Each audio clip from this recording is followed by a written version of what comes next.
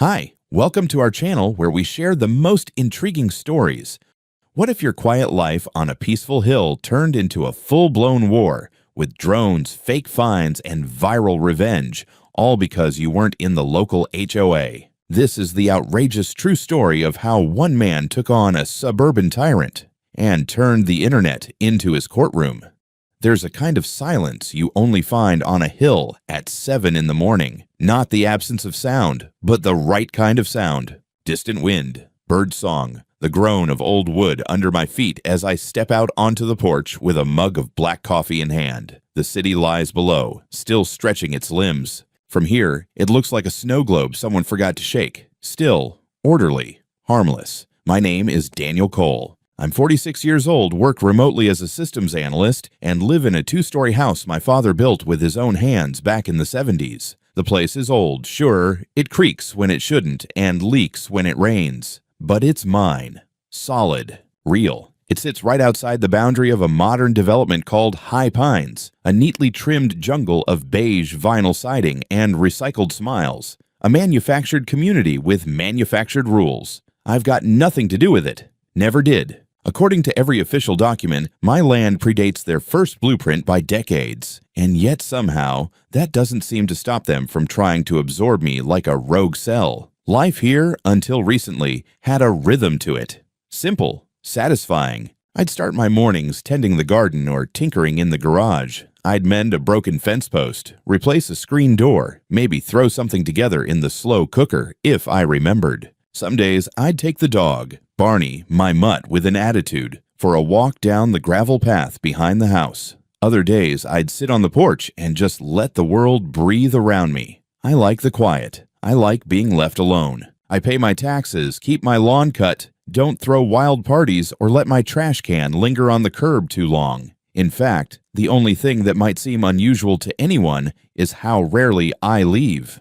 Working from home has turned me into something of a ghost around here, at least in the eyes of neighbors who expect to see headlights and commutes and carpool rituals. And that, apparently, was enough to start a storm I never asked for. Because in a place like High Pines, being quiet isn't just suspicious, it's practically criminal. Little did I know, sipping that coffee with my feet up and the sky wide open, that I was about to become the main character in a suburban soap opera I didn't audition for. It started with a glance. One of those long, squinting, suspicious looks from across the street, the kind you usually reserve for someone sneaking around your backyard with a crowbar at 3 a.m. Except in this case, it was 2 p.m. I was in broad daylight, wearing cargo shorts and planting tomatoes. At first, I didn't think much of it. Karen Wheeler had always had the vibe of someone who organizes her canned goods by color and probably refers to her SUV as the Escalade. She was the president of the High Pines HOA, a title she wore like a sheriff's badge, always walking with purpose, clipboard or tablet in hand, ready to enforce Rule 6.2b regarding mailbox heights. But then, something changed. I started noticing her more often, lingering on the sidewalk just a little longer than necessary, making subtle circles past my property in the morning and again at dusk. She always acted casual, pretending to check her phone or admire a flower bed, but her eyes would flick up to my house every few seconds like she was waiting for something to happen. Then came the whispers. One afternoon, my neighbor Jim caught me as I was carrying groceries in. "You all right, Dan?" he asked, half sheepish, half concerned. "Yeah, why?" "Well," he rubbed the back of his neck. "Karen's been going around asking folks about you. Said she's trying to verify occupancy consistency or something." "Excuse me." I blinked. "She asked me straight up if you were squatting in your own house. Said you're unusually stationary for a working-age male." I couldn't help it. I laughed. Loudly. "Unusually stationary? What the hell am I, a shrub?" Jim didn't laugh back. "She's serious, man. Talking about how your name isn't in the HOA registry and that you refuse to integrate with community standards. She said she's compiling a file about me, for living, quietly." The next day, I saw her speaking to 2 teenagers on the sidewalk. One of them pointed at my house. Karen nodded, typed something into her tablet, and took a photo. A photo. Of my house. No warning, no interaction.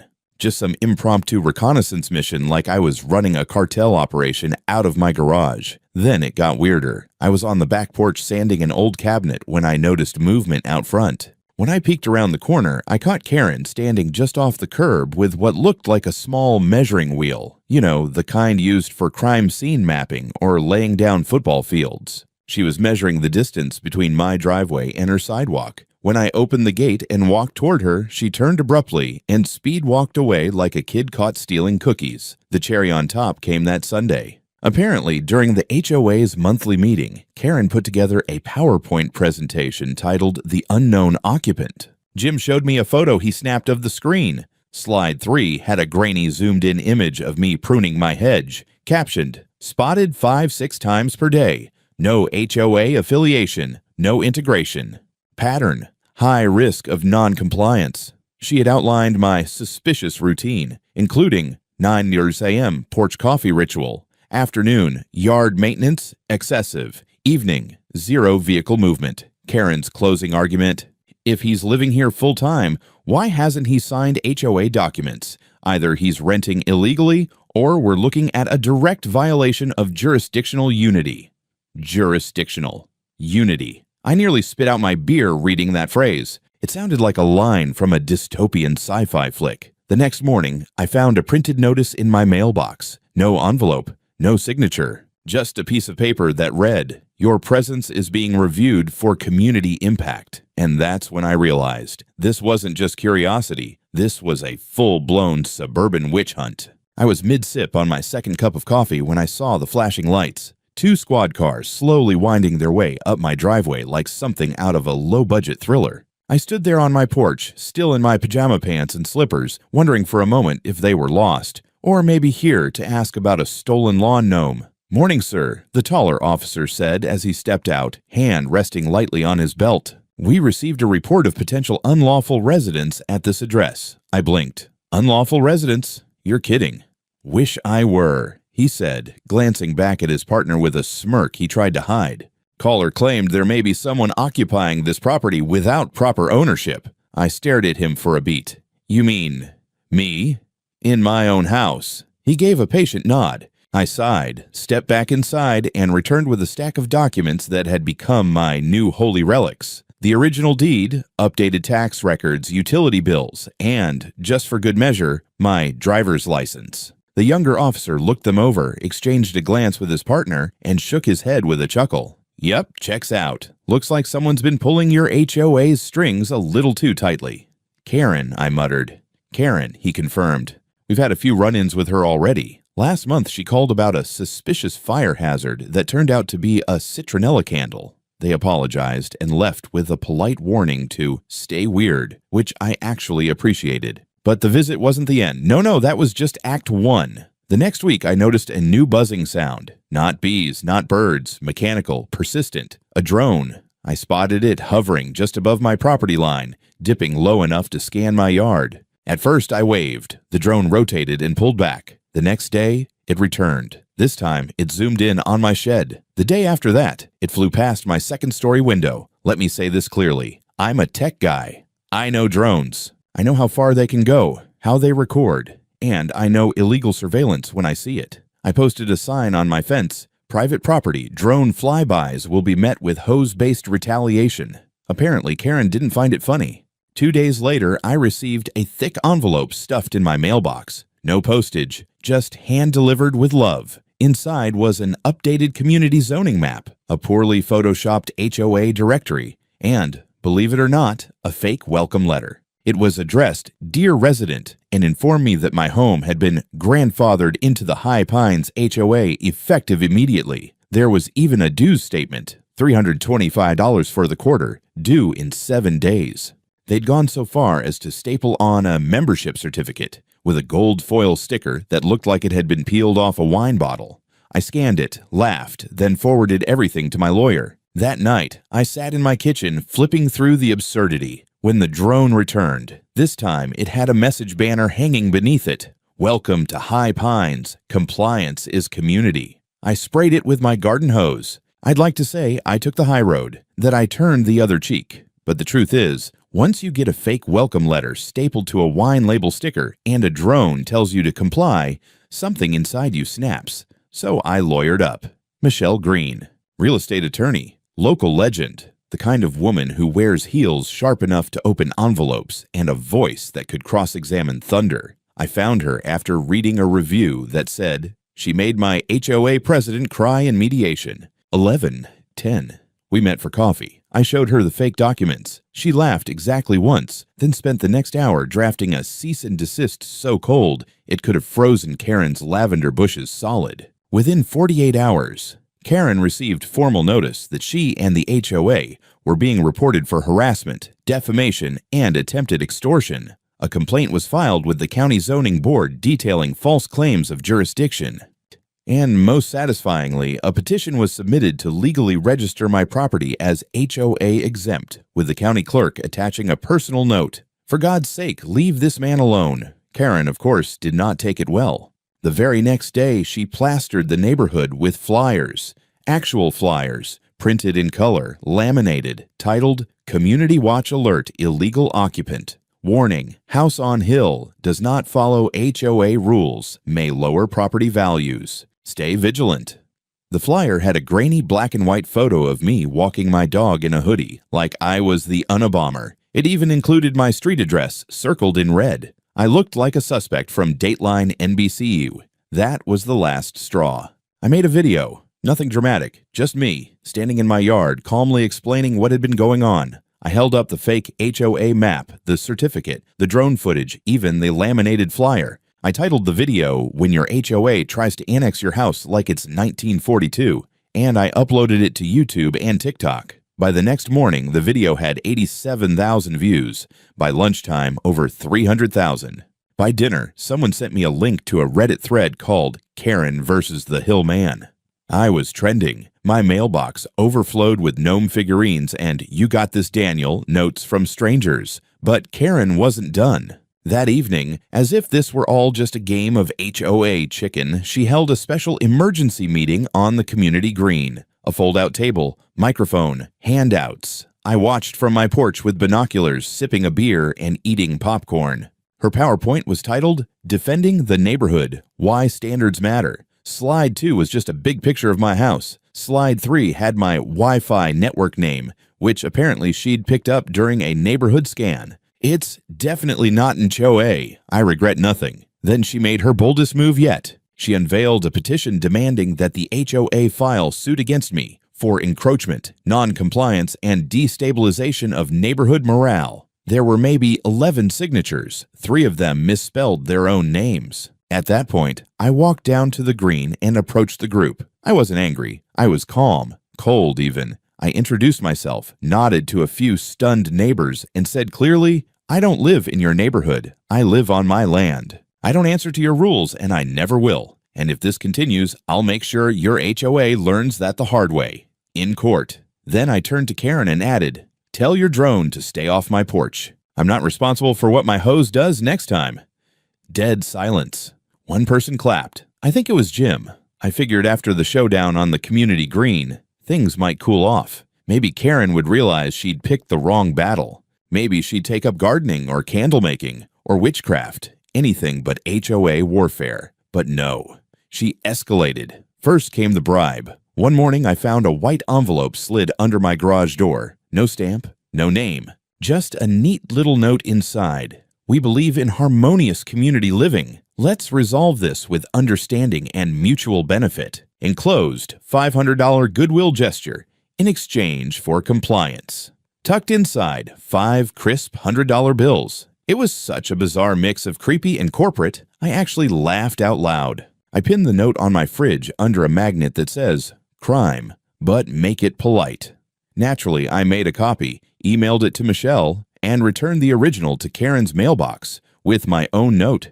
"Thanks for the lunch money. Still not joining your cult." The next day, an inspector knocked on my door. He was wearing khakis and a polo shirt embroidered with Neighborhood Integrity Council, which sounded made up even before he opened his mouth. "Good afternoon, sir. We've had some reports of code violations on your property. Overgrown hedges, unsecured trash bins, non-standard paint tones." I stared at him. "Do you work for the county?" "No, sir. I'm with the HOA Adjacent Oversight Initiative." I blinked. "That's not a thing." He tried to hand me a clipboard. I handed it right back. Then I pulled out my phone and began recording. "This is private property," I said. "Leave, or I'll call the sheriff and ask them if oversight initiative is code for trespassing." He turned and speed walked away like his cargo shorts were on fire, but the kicker came 2 days later. A bright yellow envelope taped to my front door, big red letters. "Final warning, code infraction penalty." Inside, a ticket. No, really. A faux citation with a barcode and a line that read, "You are hereby fined $750 for community disruption, refusal to comply, and excessive individuality." There was even a place to mail a check. To a P.O. box labeled Civic Harmony Department. That was new. I posted a photo of the ticket on my channel with the caption, "Apparently being myself now comes with a cover charge." The internet lost it. I got stitched by a lawyer on TikTok who called it the most creatively illegal attempt at extortion I've ever seen. Local news outlets reached out. A guy from Florida sent me a crocheted throw pillow that read, "Compliance is futile." But Karen wasn't deterred. She doubled down, hiring teenagers to hand-deliver warning leaflets door to door with vague bullet points like, "Beware of non-standard residents. Compliance keeps property values strong. Ask your neighbor, do they reflect the HOA spirit?" One even ended with, "Do you know who lives next to you?" Like a Cold War PSA. So I printed my own flyers. Black and white, plain font. "Hi, I'm Daniel. I own my house. I pay taxes. I compost. I don't want your HOA. Also, I make amazing chili. Wave next time." I signed it with a doodle of a waving gnome. The neighborhood, as it turns out, had more humor than fear. I got thumbs-ups, chili recipe requests, and a bouquet of basil from the sweet old lady 3 doors down. But the HOA? It was spiraling. Karen had turned a simple property boundary into a suburban Cold War. Only instead of missiles, she had drones and fake fines. And I had sarcasm, social media, and a lawyer with teeth. It all led to this. After months of harassment, forged documents, drone warfare, and HOA-sponsored propaganda, the courtroom became our final battlefield. And make no mistake, this was no small claim sideshow. This was a full-blown legal spectacle, complete with press coverage, HOA board members in pressed suits, and Karen Wheeler herself perched like a falcon in designer beige. The judge, Honorable Marla Desmond, was a woman in her 60s with a stare that could crack pavement. She had zero tolerance for nonsense and a deep personal hatred for wasted time. "Let's get to the meat," she said as the proceedings began. No salad. Michelle, my fire-breathing lawyer, started with a calm, cutting presentation of the facts. The drone surveillance, the falsified HOA documents, the fake inspector, the fabricated citation, the attempted bribe, and the repeated defamation. Each piece was introduced with time-stamped photos, video evidence, and a large binder simply titled Wheeler Very Reality. Karen's lawyer, a sweaty man with a comb-over and the charisma of wet drywall, argued that the HOA was merely protecting the community's aesthetic integrity and that Karen had acted out of dedicated civic concern. Michelle rose slowly and said, "Concern is knocking on a door, not launching an aerial spy campaign and mailing extortion letters." Then she dropped the bomb, a recording we'd obtained from a former HOA board member, one of the few with a conscience, who secretly taped a meeting where Karen said, and I quote, "If we can't make him follow the rules, then we'll force him out, legally or not. I want that property under HOA control by the end of the year."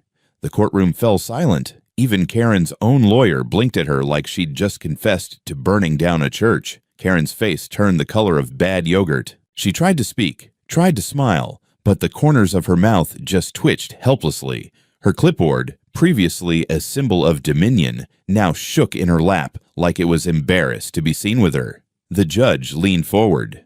"Let me get this straight. You conspired to forcibly bring a private citizen's property under HOA rule, falsified legal documents, harassed him with unauthorized surveillance, and distributed slanderous materials to the public, all without jurisdiction or consent." Karen stood slowly, as if she still believed she had a card to play. "Your Honor, we were simply trying to preserve the integrity of High Pines. He didn't fit our expectations of community cooperation. His behavior, the judge cut in, voice low and deadly. "He mowed his lawn and minded his business. You, Ms. Wheeler, organized an unlawful campaign against a man who was never yours to govern." The gavel didn't slam, it exploded.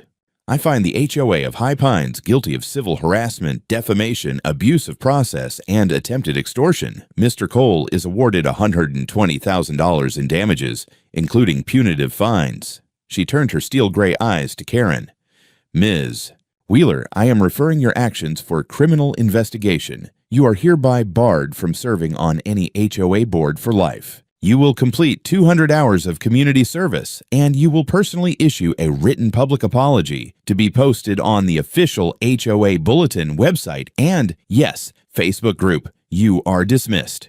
Karen didn't cry, not right away, but her hands trembled. Her jaw clenched. For the first time since the entire ridiculous saga began, she looked small, like a child caught cheating on a test with no way to talk her way out. She gathered her things slowly, as though delaying the walk of shame might somehow reduce its sting. And as she passed me, eyes burning holes through the floor, I simply said, "Should have left the drone out of it."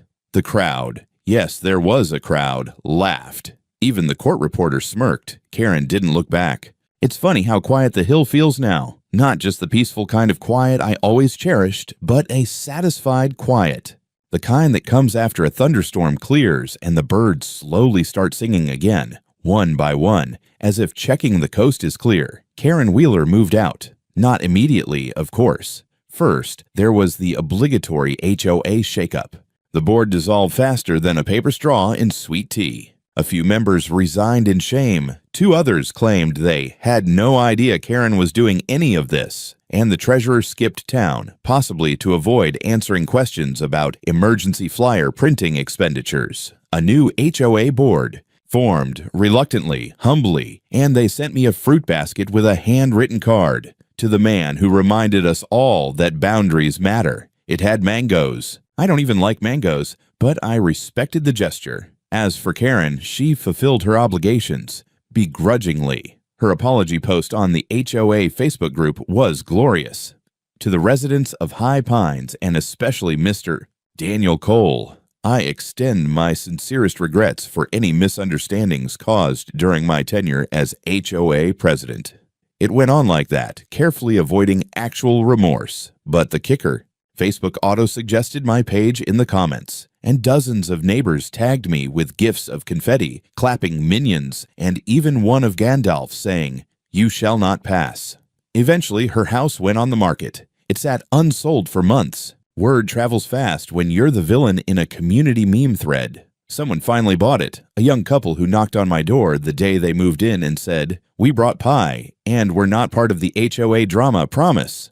Solid start. As for me, life's better than ever. My property is now officially recognized as an HOA-exempt historical parcel, a designation that, as far as I can tell, means back off, or Daniel will live stream you. I kept making videos, mostly DIY stuff and HOA horror stories sent in by viewers. One of them went viral, the HOA that tried to annex my house and got sued into oblivion. There's merch now. My bestseller? A t-shirt that reads, "Excessive individuality, guilty as charged." And now, every 4th of July, I throw a massive barbecue on the hill. We call it Independence from HOA Day. Neighbors bring food, the local band plays classic rock, and I project Karen's old drone footage on a big white sheet like it's a drive-in comedy. This year, I added a new sign to the edge of my property. Big, bold, impossible to miss. This house is not part of your community. This house is free. Below it hangs a laminated copy of Karen's flyer, the one that called me a threat to property values. I added my own sticky note. Property value up 12%. Thanks, Karen. Barney, my dog, now has his own Instagram account. He's wearing a bandana that says, "Not in your HOA." People love it. And me? I'm still here. Still sipping coffee on the porch. Still mowing my lawn like a free man. Still making chili for the neighbors who wave when they pass by. Turns out, victory isn't always about beating the system. Sometimes it's about living well enough to become the punchline and the legend. And on this hill, that's exactly who I am.